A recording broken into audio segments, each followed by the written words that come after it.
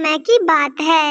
एक छोटे से हरियाली भरे गांव में टुनटुनी चिड़िया रहा करती थी। टुनटुनी चिड़िया बहुत मेहनती, खुशमिजाज और ईमानदार चिड़िया थी। टुनटुनी के पास एक प्यारी सी बकरी भी थी जिसका नाम था झुनझुनी। झुनझुनी हमेशा घास चरती, टुनटुनी चिड़िया को दूध देती और वो टुनटुनी चिड़िया की सबसे अच्छी दोस्त भी थी।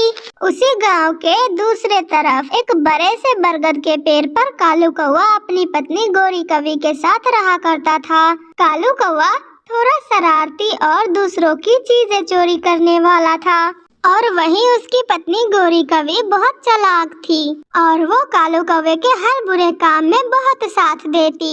जैसे कभी कालू कौवा किसी की चीजें चोरी करता, गोरी कवि उसकी पार्टनर बनी रहती।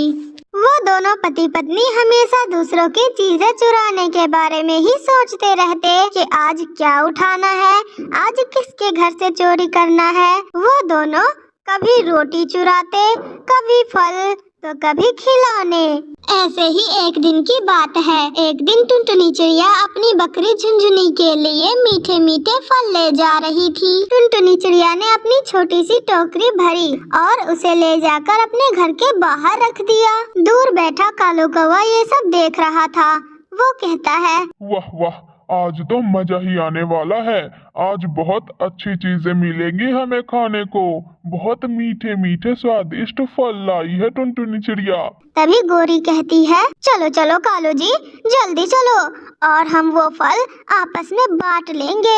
बहुत स्वादिष्ट लगता है वो तो देखने से ही। फिर वो दोनों धीरे धीरे उड़ते हुए वहाँ आए। आहिस्ता आहिस्ता वो फलों की टोकरी उठाने लगे। वहीं पास में झुनझुनी घास चर रही थी। तभी उसकी नजर उन दोनों कौवे पर जाती है और झुनझुनी हौले से अपनी दोस्त टुनटुनी को आवाज देती है और कहती है,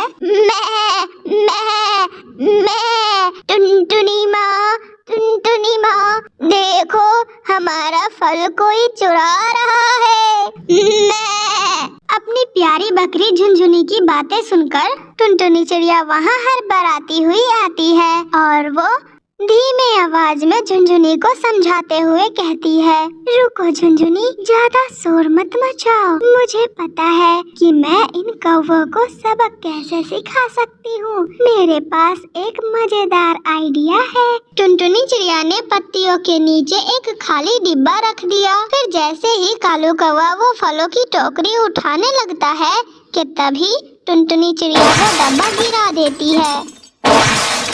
उस डब्बे की आवाज सुनकर कालू कौवा बहुत डर जाता है और वो डर के मारे उछलने लग जाता है। वो तुरंत उड़कर एक पेड़ की डाल पर बैठ जाता है।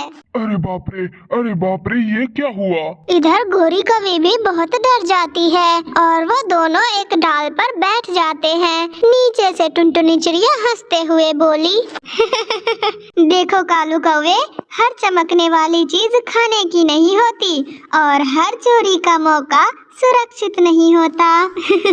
दोनों कौवे शर्मा गए। फिर अगले दिन कालू कौवा अपनी पत्नी गोरी को लेकर टुनटुनी चिड़िया के घर आता है और वो कहता है, हमसे गलती हो गई, अब हम कभी चोरी नहीं करेंगे और अगर जरूरत होगी तो हम मेहनत कर लेंगे। हाँ चिड़िया, हमें माफ कर दो। अब हम तुम्हारी ही तरह सबकी मदद करना चाहते हैं। अरे वाह, ये तो बहुत अच्छी बात है कि कालू भैया अब आप लोग भी सुधर गए। इससे बड़ी खुशी की बात और क्या हो सकती है। अच्छा, तो अब हम सब दोस्त हैं। उस दिन के बाद से कालू कौवा सुधर गया और गोरी कवि ईमानदार बन गई और झुनझुनी ने भी उन कौवों को माफ कर दिया।